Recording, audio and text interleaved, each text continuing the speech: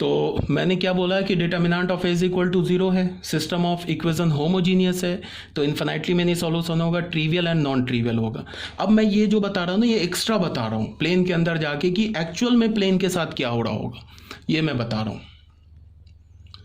तो देखो क्या हो रहा होगा, system of equation represented by equation 1 and 2 and 3 must be a coaxial plane as none of the planes are parallel to each other.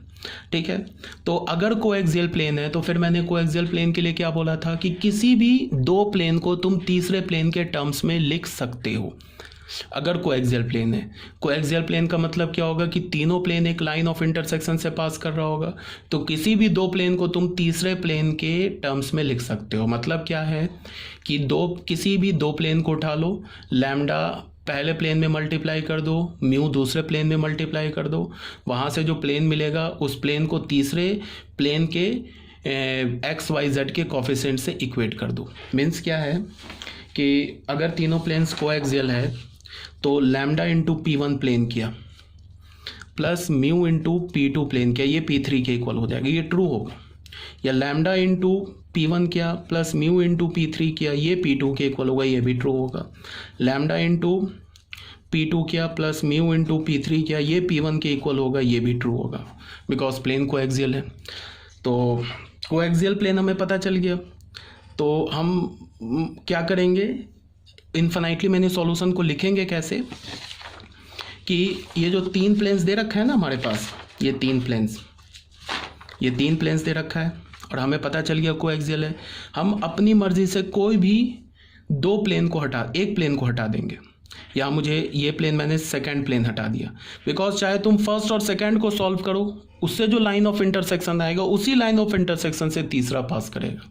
या तुम फर्स्ट और थर्ड को सॉल्व करो, उससे जो लाइन ऑफ इंटरसेक्शन होगा उससे सेकंड प्लेन पास करेगा। या तुम सेकंड और थर्ड को सॉल्व करो, उसका लाइन ऑफ इंटरसेक्शन होगा, उसी से भी फर्स्ट प्लेन पास करेगा।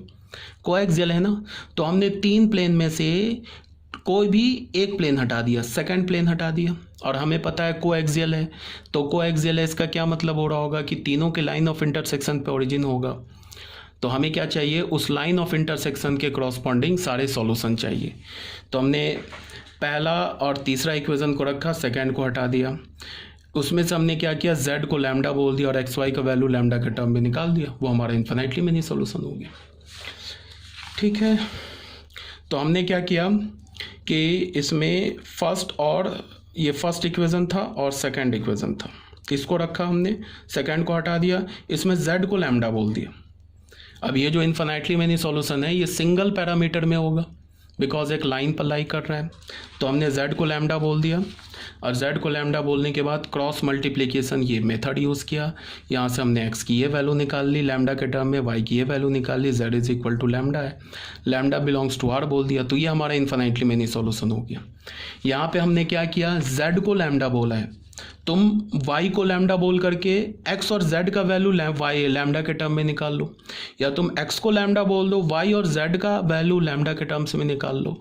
तो देखने में जो सॉल्यूशन होगा ना इन्फिनाइटली मेनी सॉल्यूशन, वो डिफरेंट फॉर्म्स का आएगा, बट वो सेम ही वहाँ से x y z के वैल्यू मिलेंगे।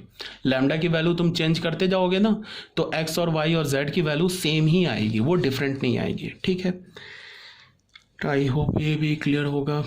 क्वेश्चन नंबर 5 में आ जाओ। क्वेश्चन नंबर 5 में एक non homogeneous set of equation दे रखा है, तो यहाँ हमने डिटर्मिनेंट ऑफ ए कैलकुलेट किया तो हमें 0 मिल गया। ठीक है, अब जैसे ही डिटर्मिनेंट ऑफ ए 0 मिला तो फिर हम ये कैलकुलेट करने नहीं बैठ जाएंगे। मैंने अभी बोला एडजॉइंट ए इंटू बी, ये कैलकुलेट नहीं करेंगे।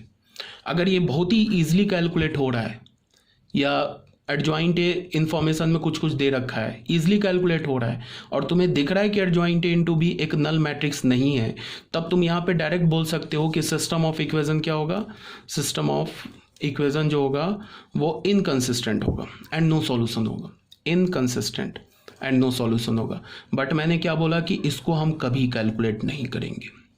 हम क्या करेंगे, सिस्टम ऑफ इक्वेशन क्या हमारा नॉन होमोजीनियस है तो भी डेल्टा 0 हो रहा है, तो हम तो प्लेन के अंदर अब जाके देख लेंगे कि प्लेन के अंदर क्या चल रहा है।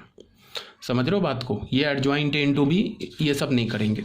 तो हमने क्या देखा, यहाँ देखो, हमने देखा now none of the planes represented by equation 1, 2 and 3 are parallel. देख लो तीनों प्लेन में से कोई भी प्लेन पैरेलल नहीं है, एक्स वाई जेड देख लो, यहाँ एक्स का कॉफिशेंट 1, यहाँ वाई और वाई का कॉफिशेंट 1/2, तो पहला प्लेन और दूसरा प्लेन नॉन पैरेलल है, फिर पहला तीसरा भी नॉन पैरेलल है, तो कोई भी तीनों प्लेन पैरेलल नहीं है, फिर भी डेल्टा ज़ीरो हो रहा है।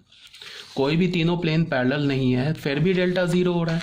तो याद करो कि मैंने क्या बोला, मैंने बोला कि यहाँ पे दो पॉसिबिलिटी हो सकती है, या तो तीनों प्लेन्स कोएक्सियल हो, या तो तीनों प्लेन्स क्या हो जाए, कोएक्सियल हो। मतलब क्या है कि तीनों प्लेन एक लाइन ऑफ इंटरसेक्शन से पास कर रहा हो, या तो एक ये सिनेरियो हो सकता है, या दूसरा सिनेरियो ये हो सकता है,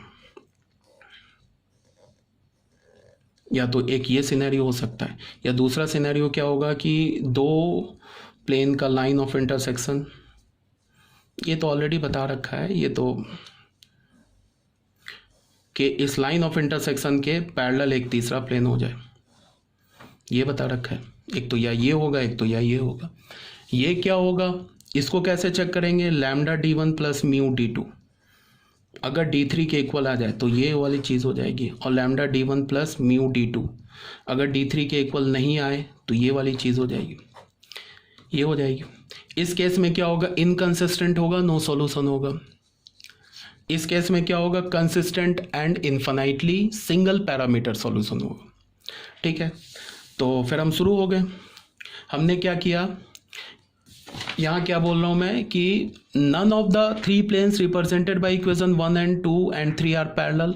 तो इक्वेशन 1, 2 and 3 आर इधर कोएक्सियल प्लेन, और line of intersection of any two planes is parallel to the third plane, यही दो पॉसिबिलिटी है।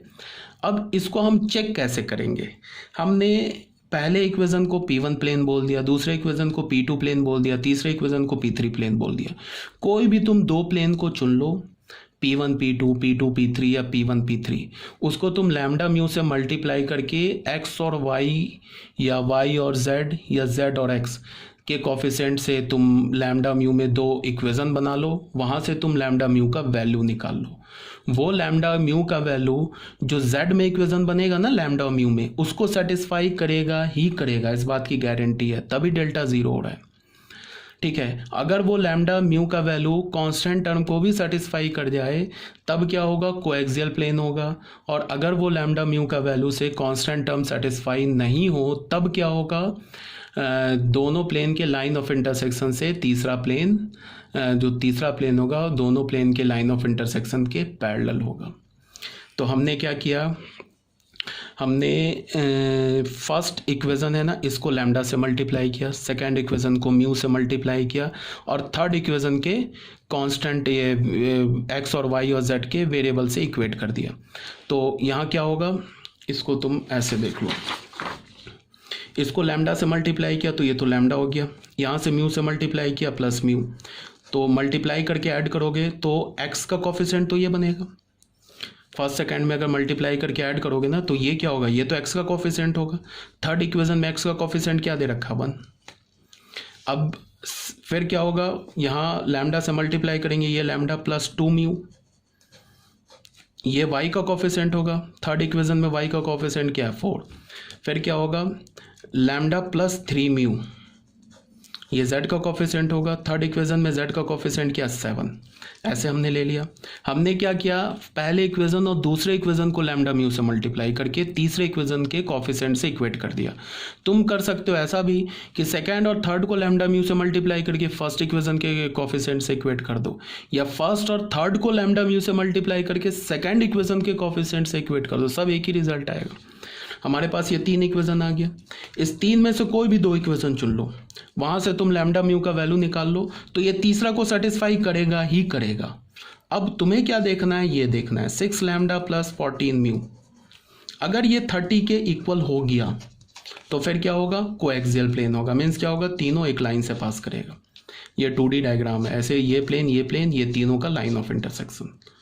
तो या तो ऐसा हो जाएगा, अगर ये 6 लैम्डा प्लस 14 म्यू ये 30 के इक्वल नहीं हुआ तब क्या होगा, पहला प्लेन दूसरा प्लेन, पहले दोनों दूसरे प्लेन का ये लाइन ऑफ इंटरसेक्शन इसके पैरेलल आ जाएगा तीसरा प्लेन, तो ये पॉसिबिलिटी होगा। तो देख लो, हमने करके देख लिया। यहाँ से हमने फोर्थ और फिफ्थ को सॉल्व किया तो लैम्डा की म्यू की वैल्यू क्या मिल गई हमें, 3। लैम्डा की वैल्यू क्या मिल गई, -2। अब ये लैम्डा म्यू का वैल्यू जो है ना, ये थर्ड इक्वेशन हमारा क्या बन रहा है, लैम्डा प्लस 3 म्यू। इसको तो करना ही है सेटिस्फाई, तब भी मैंने एक बार करके दिखा दिया। लैम्डा का वैल्यू डाला, म्यू का वैल्यू डाला, 7 आ गया, जो कि इक्वल है, देख लो, ये तो करना ही है सेटिस्फाई। अब हमने क्या किया कि इस लैम्डा म्यू के वैल्यू से हमने कांस्टेंट टर्म को चेक किया। यहाँ से क्या आएगा 6 लैम्डा प्लस 14 म्यू। अगर 6 लैम्डा प्लस 14 म्यू 30 के इक्वल आ गया तब तो कोएक्सियल प्लेन है, इन्फिनाइटली मेनी सॉल्यूशन है सिंगल पैरामीटर में। और अगर 6 लैम्डा प्लस 14 म्यू 30 के इक्वल नहीं आया तो फिर क्या है, इनकंसिस्टेंट, नो सॉल्यूशन। तो हमने 6 लैम्डा प्लस 14 म्यू निकाला, वो 30 के इक्वल आ गया, कांस्टेंट टर्म के इक्वेशन आ गया थर्ड के। तो इसका क्या मतलब हुआ, इसका ये मतलब हुआ कि ये lambda d1 plus mu d2 is equal to d3, ये वेरीफाइड हो गया, सही है। तो क्या हो जाएगा, system of equation 1, 2 and 3 are coaxial planes. ये क्या होगा, कोएक्सियल प्लेन्स होगा। इस केस में इन्फिनाइटली मेनी सॉल्यूशन होगा 1 पैरामीटर में। तो यहाँ मैंने क्या लिखा, infinitely many solution 1 parameter lies on the line of intersection of any 2 plane. अब अगर मुझे तुम्हें बोले कि उस इन्फिनाइटली मेनी सॉल्यूशन को लिखो, तो कैसे लिखेंगे वो भी देख लेते हैं।